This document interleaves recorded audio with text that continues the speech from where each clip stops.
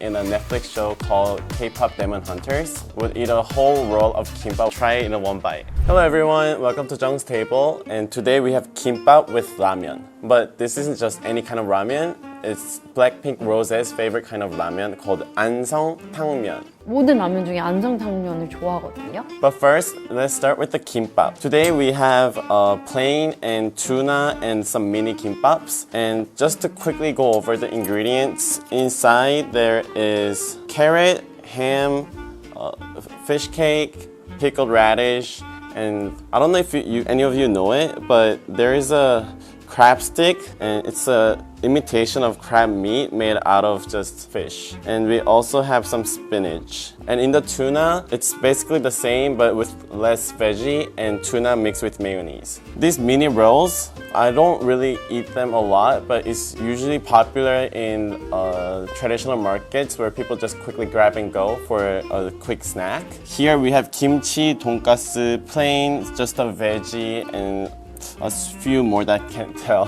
For Koreans, this kimbap is nothing new, but for foreigners, especially those who's familiar with Japanese cuisine, it's gonna look much more like the Japanese sushi rolls. So I'll quickly go over how and when this kimbap started and why people started eating this. According to historical records, people started eating something called boksam, where it's rice and veggies wrapped with some seaweed, like this kim, and veggies. But the boksam, when it first started, it didn't look like a sushi roll. It was more like a rice ball or onigiri if you're familiar with it. But the main difference between the sushi roll and this kimbap is that sushi rolls use vinegar with rice, but we use sesame oil for that rich flavor.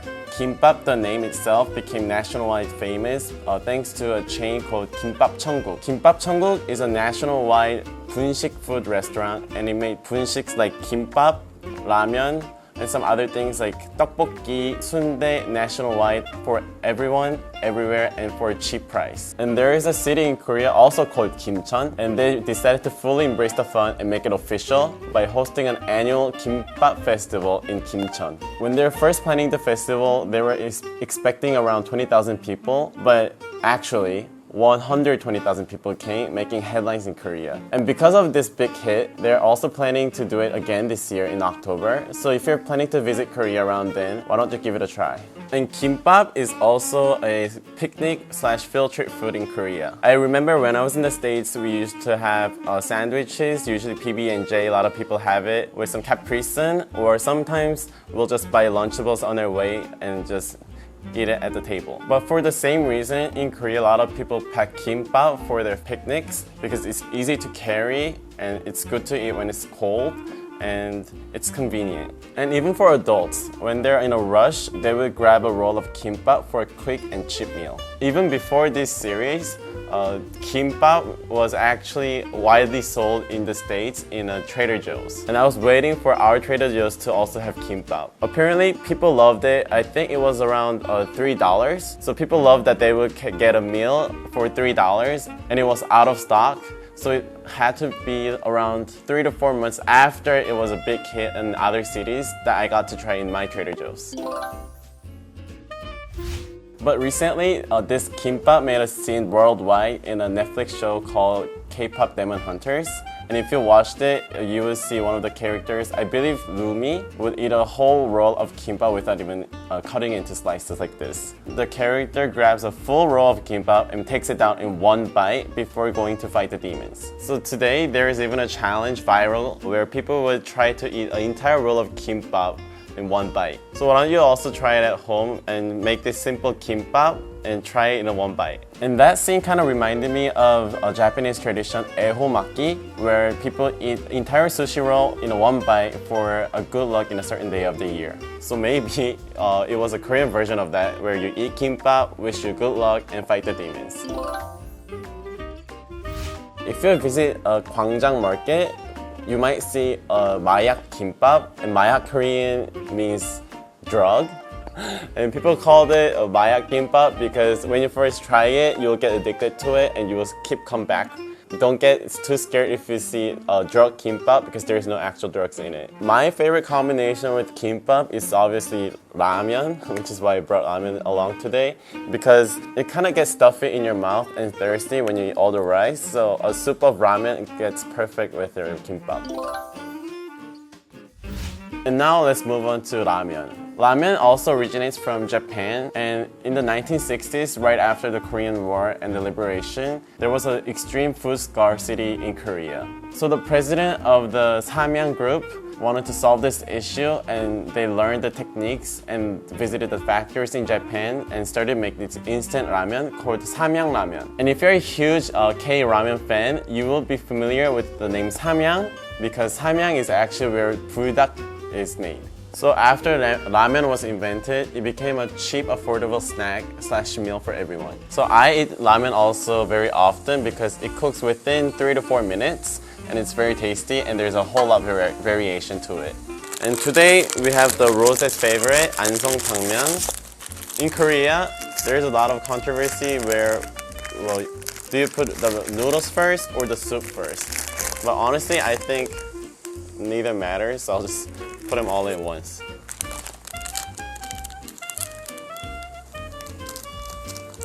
And then this pot is called 양은 냄비, and people use it a lot when we eat ramen because it's thin and has high conductivity, so it cooks ramen faster.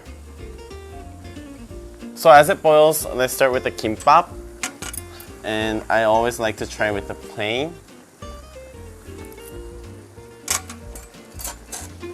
It's so crunchy with the carrots, and there is a special veggie that I think you might be unfamiliar with. This brown one over here. And then this is called bardak, I think.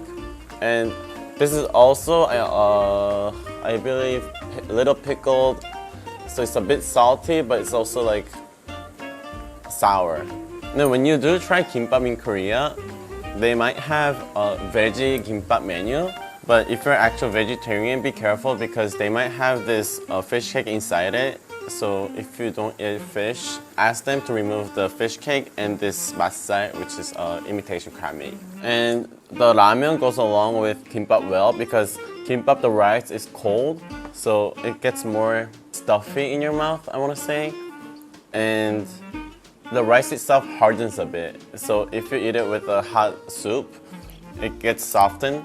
And that's why it's a great combo. And when we use this pot, we always use the top of it as a plate because we don't want to add another dish for our dishwashing.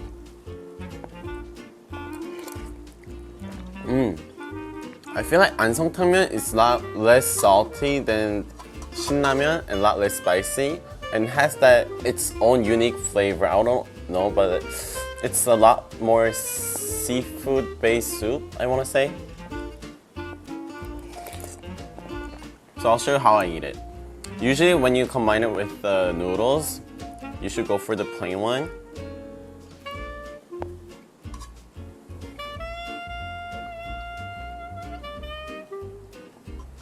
Just put it on top as a new topping and eat it all together.